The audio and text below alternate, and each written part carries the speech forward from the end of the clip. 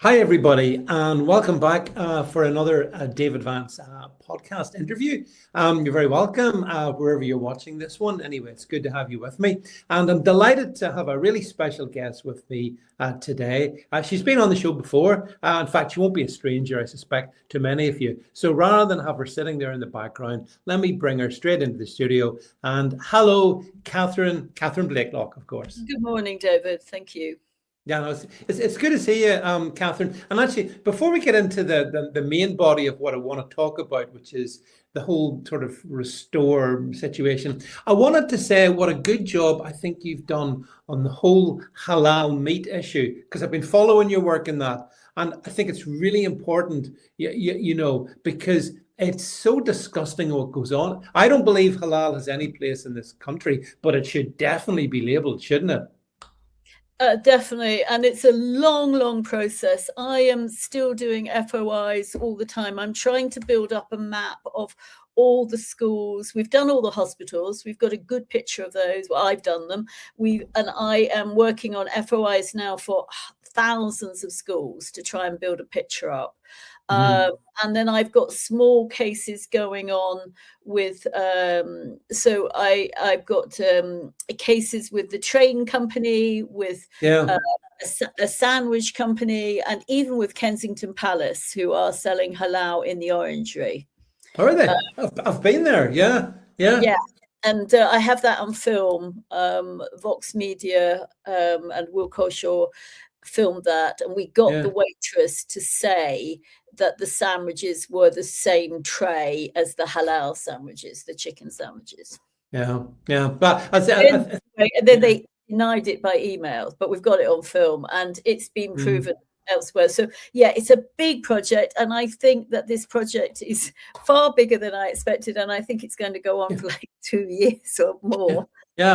I've been following it, Catherine, what you've been doing, and the exposures and the questions you've asked. I think it's really important work. It's really, well done you for taking it on, because other people must have been aware about it and decided we don't want to go there, So I'm glad that you have gone there. I've also been doing cigarette gangs.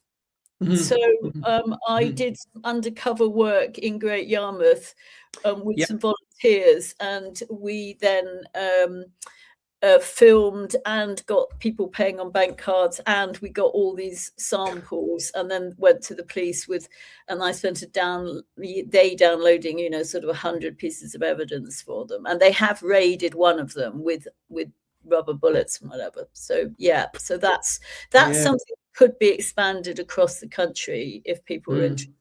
And I think the other thing that is interesting, I will go on to the main thing, but is that if you look on Twitter now, there are quite a lot of people following what happened in Minnesota who are looking, for example, at skilled migrant labor sponsors, and it's becoming a lot more citizen journalism. So I think this is a good start.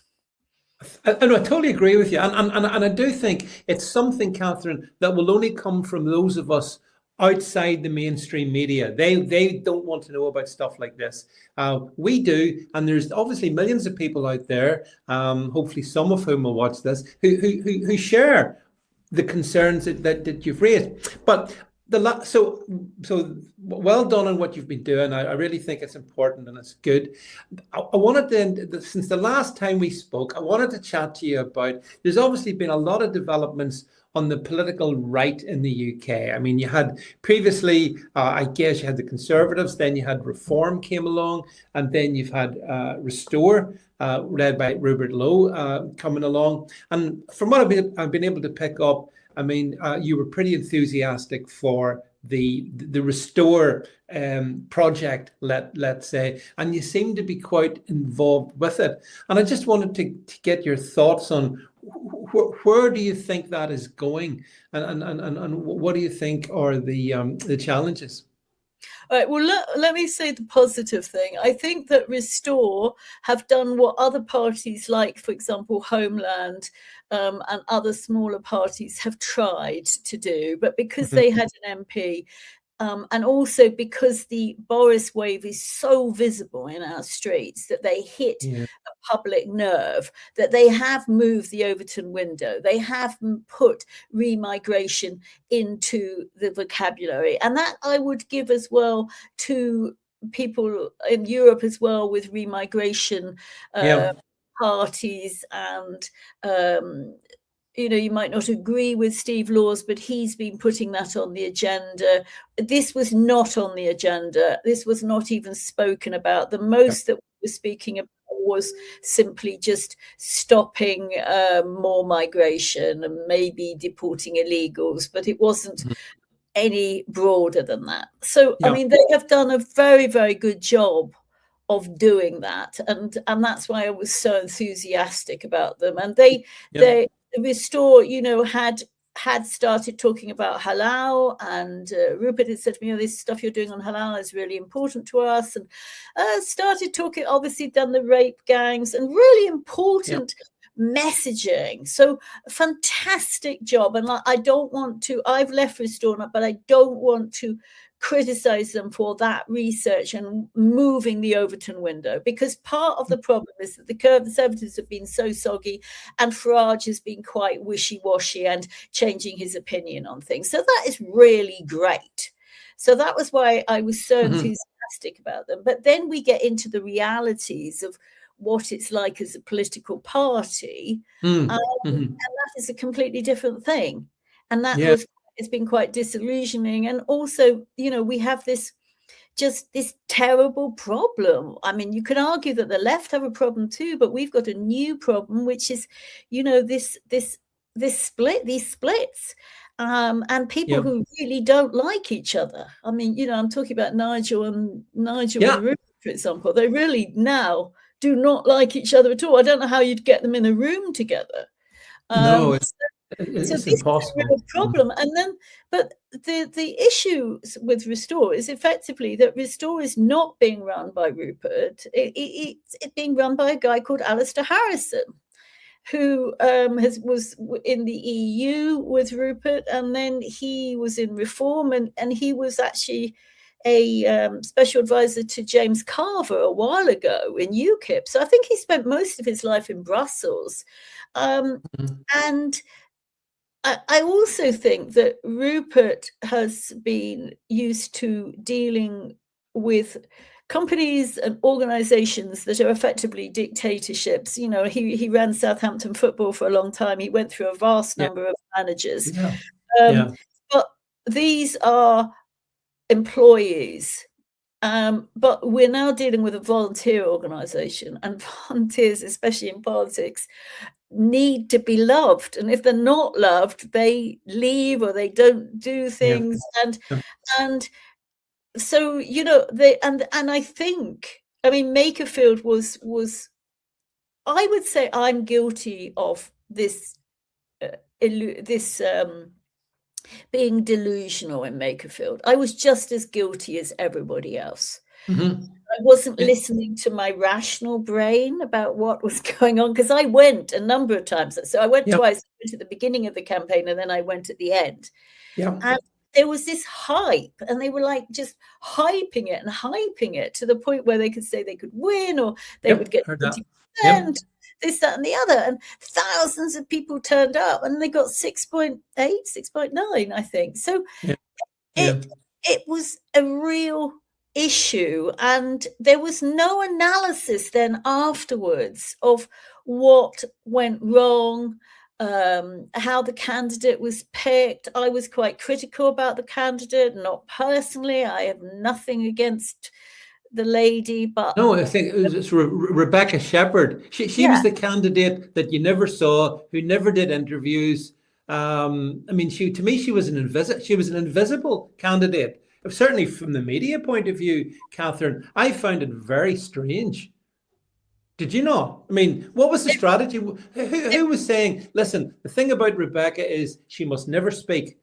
Come on, that's not like politics. Alistair Harrison was saying that. It was actually caught on clip at one point where Rupert was asking whether she could speak. I mean, I think both Reform and Restore got that election completely wrong. Mhm. Because Reform's candidate was only a bit better, and he did go, but he, you know, this was a presidential election for the Yes. next leader of the country, and we put in a plumber and a woman who, you know, mucks out horses, Yeah, and that's right. we Yeah. should have been putting in our top people. And the Yeah. other thing that happened over that period was you saw what happened in Aberdeen South, where the Tories didn't compete in Makerfield at all. In fact, they told people not to tell anybody what they were doing. They put all their resources in Aberdeen South, which was based on oil, and they came Oil. out with Yep. a stunning result. Like everybody went, Yep. what? So like Mm. there was no analysis beforehand or afterwards. And you know, I think the other thing, apart from the internal structural problems, and the fact that nobody will listen to anything. I Mhm. personally have been very critical of this local business, like pick local candidates. I mean, Yeah. local Yeah. candidates are great for county council, for district council, but Rupert Lowe himself is not a local councillor. No. He comes from Yeah. Oxfordshire. He's in Great Yarmouth. I doubt if he'd been to Great Yarmouth much before. Nigel, nobody, most of these people aren't. So it's, you know, the thing is that in a place like Great Yarmouth or Wigan, it is not possible to find an Elon Musk type person or a Mm. Nigel Farage person or Mm. a Rupert Lowe person, because they don't live there. They Mm. Mhm. literally do not live in the constituency, Yeah. because these are Yeah. pretty run-down working class places. So Yeah. you'll never find a local person. Because Mm. even if you're a doctor, a consultant, a barrister, or whatever, you don't live in that area. You move outside. This is very common in Great Yarmouth. So the idea as well of the whole idea, well, this is what Labour have done, is they have Mm. chosen people like Angela Rayner, who haven't got a degree and haven't even got A-levels, to Yeah. be ministers. And that's why we have terrible MPs who are Yeah. just gormless, no knowledge, no business, nothing. Yeah. And my view of a insurgency party or a way to recover the country is that you need the exact opposite of local. It doesn't matter where they come from. You want elites. You want the most highly qualified, highly skilled people that you possibly can find. Mm. That Mm. is what we used to do, because you have to realize those MP candidates may become MPs and then they become ministers. And I think Mm. Reform is as guilty of this. I think the Conservatives have done it too. And, you know, Rupert Lowe himself said, why are all the candidates all the MPs so terrible? Well, it's because they've done this local business. You know, you Yeah. become a district councillor and it doesn't matter that you didn't have a degree, you've never really run a company or whatever. So, but, you know, any of the suggestions that are made just either get seen in Restore as criticisms or are just completely ignored. And so I don't think that there doesn't seem to be a feedback process. There doesn't seem to be a way. And Alistair Harrison, to be honest, is a black hole. I mean, I'll give you an example, is the halal, because I've spent a year working on it. A year ago, Rupert said, this is really important for us. We really want to be, you know, this is really important it's a really good project and it's part of our policies and stuff. And so, you know, a month ago, I released the website with lots and lots of information. And so I said to Rupert, you know, by WhatsApp, can you promote this? And the answer was, oh, go to Alistair. The answer to everything is go to Alistair. So Alistair's doing 10 jobs. Yeah. You know, he's doing, it's impossible. And I give him credit. He's like a machine, yeah? He probably works 100 hours a week. But the point is that what happens is I went to Alistair and I knew that that's the end of it. In fact, it got to a point where you didn't even bother, because you know that nothing's going to happen. So no, they don't promote the halal, even though that's one of their policies. It's like the thing. Yeah. Right, a couple of things. First of all, I wanted to thank Alistair, by the way, because Rupert Lowe, or that account on X, followed me from 2017. Okay. until a couple of weeks ago. And then I was unfollowed. Well, guess what, Alistair Harrison? I can cope without you, pal. First thing. Second thing is, want to go back to Makerfield, because you made a couple of really good points there, Catherine. The amount of online hype from Restore over that, it was off the scale. And if you criticize them or even said, hang on a second, guys, you're not going to win this. You might do well, but you're not going to win it. But they wouldn't even accept. They got annoyed. All those Restore boys got very annoyed. It was worse than that, because I went out the very first day, and it was a lower middle class area of bungalows. And I knocked at some doors, and I was stunned at the Labour support. I mean, absolutely bowled over. Like there were these sort of older middle-aged women. Oh, we love Andy, we love Andy. And then I said, well, have you thought about this? What about Rupert Lowe? He's just won all the council seats in Great Yarmouth. And this woman shouts at me, what's Great Yarmouth got to do with Wigan? And so I didn't use that idea again. No. Yeah. So that was what happened the first, and then I went out later when there were all the canvassing, and by the way, they were still there was a lot of muddle and not much organisation and overlapping and clipboards, whatever. And if I had listened to my rational brain and I had just counted signs, Labour signs, Reform signs, and the restore pieces of paper or signs, you would have got the result. Almost exactly. You didn't need to, you would have got the result. We had the same sort of thing in Norfolk. And again, this is where, I started to make myself unpopular, because I said that, why are we standing? First of all, this is a waste of £2 million, because the Norfolk Police and Crime Commission is going to be abandoned in 2 years. And only something like 18% of the population vote, and nobody cares about this. And why are we wasting our efforts doing this? Because then additionally, Reform had a fantastic candidate. I mean, the best candidate you possibly could have. And he was that guy, Colin, I forgot what his name, but he had run the Met Police. He was on Amazon Prime. He'd done the Millie Dowler case. People were on Amazon Prime watching him.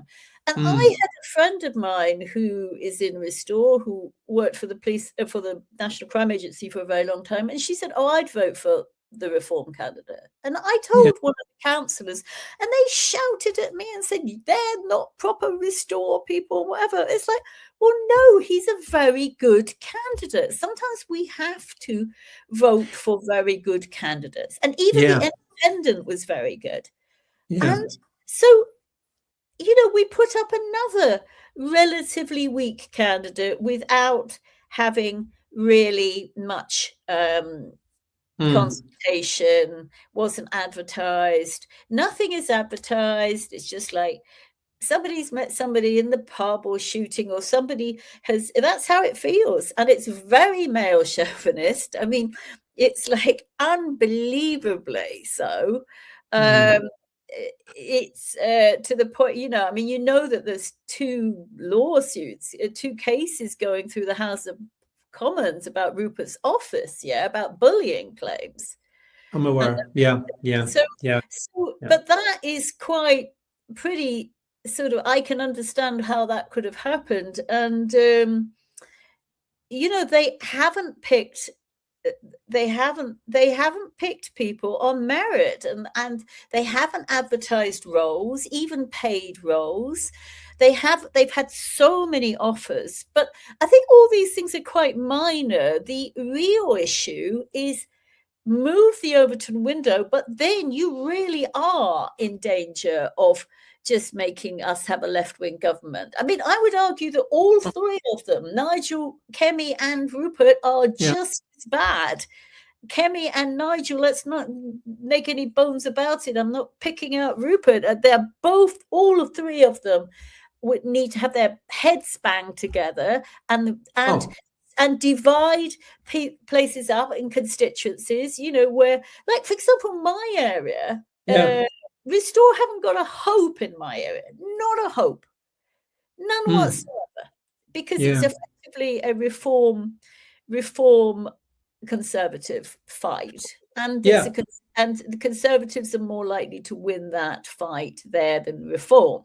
So Yeah. if I was going to divide the constituencies up, I'd actually give my area to the Conservatives and say, right, all the other, you stand down. But if you look at the demographics, there is a slight difference between the Reform vote and the Restore vote. There's geographically, I see that the Reform vote is more rural than that Restores is somewhat more semi-urban. So on these edges of cities where you see the sort of Islamification and the migration crime moving towards you. The second thing is that they're definitely a younger demographic. And what Rupert has managed to do, and Alistair, they have managed to get all these Zoomers involved, especially young men, which Reform never really did. So, Catherine, is that coming from the Elon Musk endorsement of Rupert? Because obviously, as I say, I see Restore as being very online, and obviously Elon frequently pushes support for Rupert at the same time as he criticizes Nigel. How do you see that dimension to it? Well, I see it as an online dimension, but I see it as a real political change. So if I compare 216 to 226, these Zoomers were 10, 12, 14 or whatever. So they exist, and they've grown up in this terrible environment, and they are very radicalized. And so Reform and the Conservatives just don't do it for them. So then you combine it with the online right, and Elon's of course helped, but it's not just a single factor. Those people would exist without the online right, and they're not being catered for. And I don't think Nigel has done anything to attract that demographic. So Nigel's problem is age, as are the Conservatives for their voters. So you make that's a really interesting point you've just made, because I think it's similar. There's a similar demographic in the States. And again, it is that Zoomer. It's the people from who were, as you say, let's say they were 10-year-olds in 2016. They're now in their mid-20s. And in the States, I think as well, these are the people that listen to Nick Fuentes and whatnot. You know, they are more radical just because they've come up through all of the stuff that we've gone through, Catherine. That's a really good point you make. Yeah. Go ahead. So there is a point for Restore, but not if you're just going to carry on getting 5% and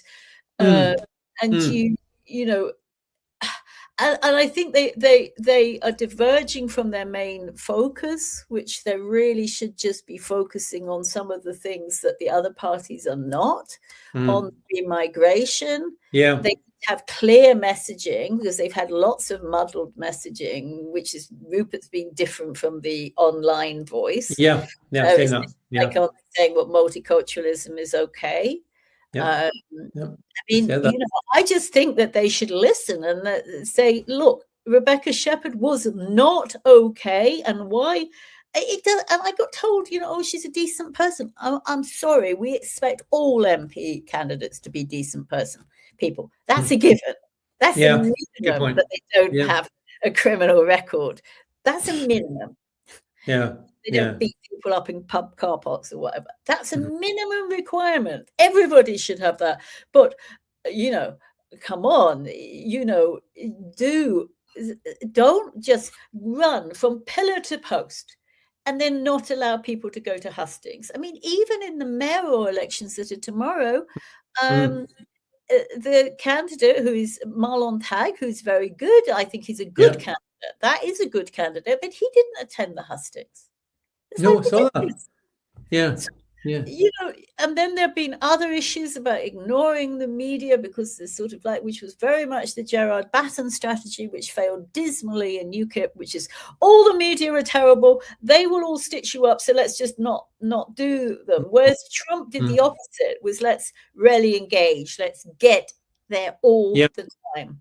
And there Yeah. were examples again of this, of people who wanted to do, like a friendly journalist from the FT who done Curtis Yarvin, who's a very big figure Yeah.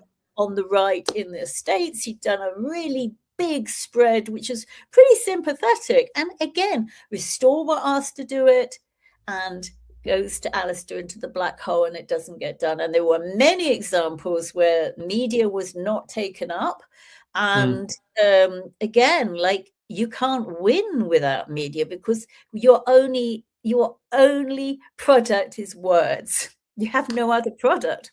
No, I agree. Catherine, I mean, you've made some very good points also recently concerning the demographic, the overall demographic voting base in the UK, right versus left, because I've seen what you're saying, and you're right that, pardon the pun, there are more potential voters on the left, and that poses a pretty much an existential crisis for those on the right. And going back again to Restore for a second, Can I comment on that point? Yeah, sure. You see, the issue as well is that obviously the left just offer things, but they won't deal with the demographic change. That's the gist of it. The real problem I have with the right is this neo-Thatcherism, which is generally what is going to come, and I think it will come out of Restore as well. And that's not what the Zoomers are thinking, because lots of these Zoomers are actually quite left-wing. They're more where the SDP is. The SDP, I would argue, William Clouston, is where actually Zoomers are. They want nationalisation of water. They want more control of certain things, and they don't want demographic change, and they want opportunities for them. And unfortunately, I don't think Restore is going to do that, and I don't think Nigel's doing that, nor the Tories. They're just these are boomer parties for triple lock, maintaining house prices.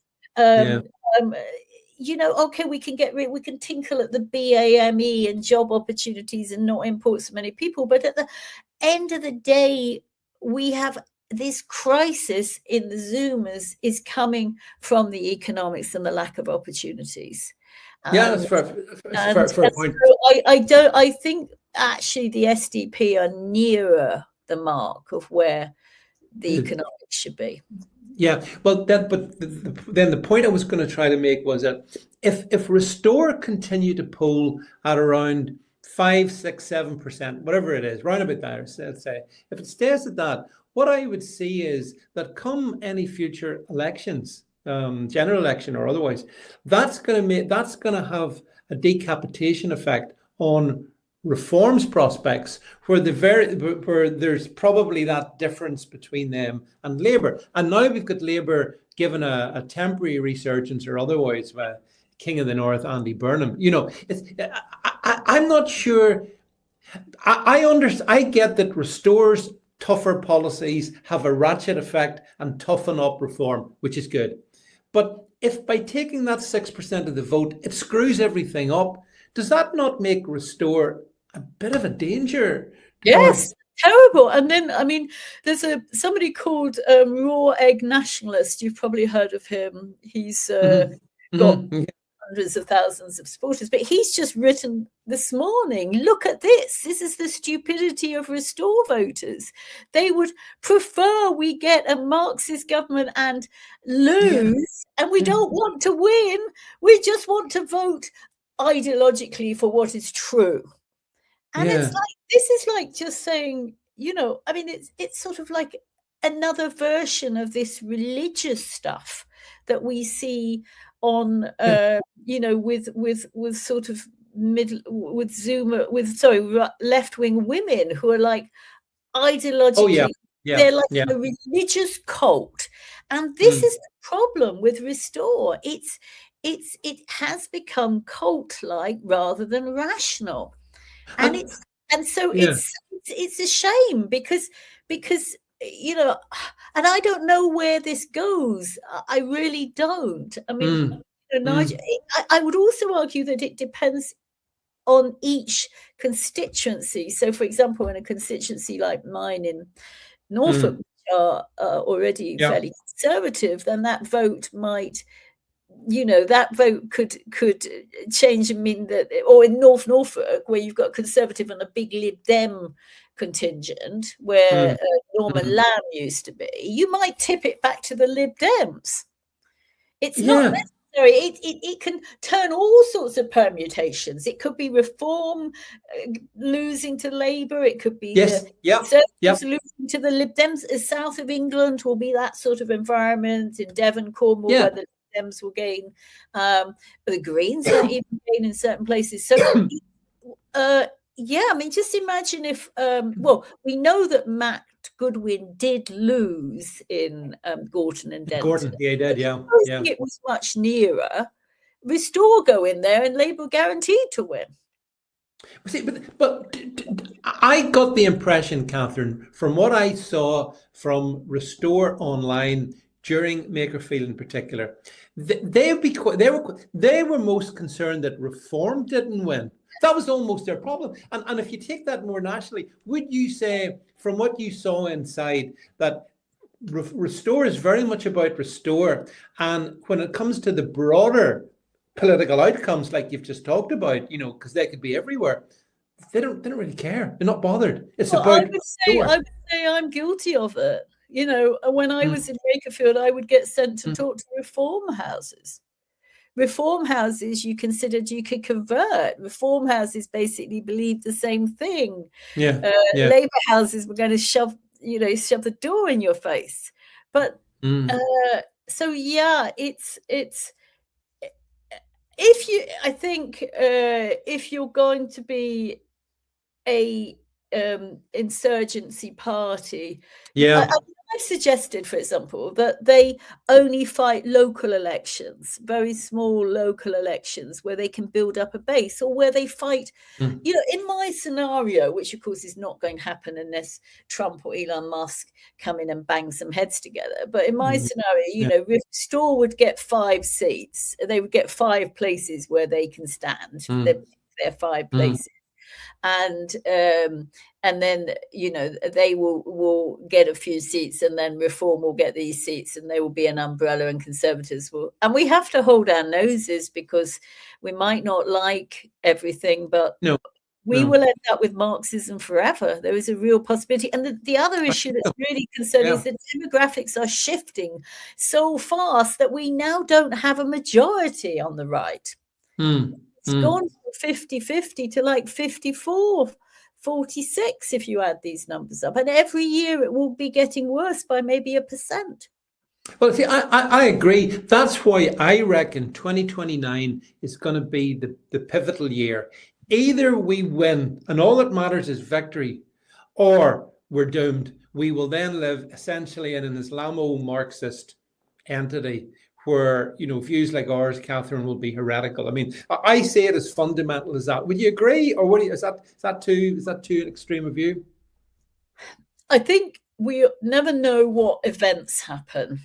True. So I think we're in a very politically volatile time. Nigel could step down. Nigel could get found guilty by the accounts committee or whatever it's called. Nigel might lose a second by-election. Who knows?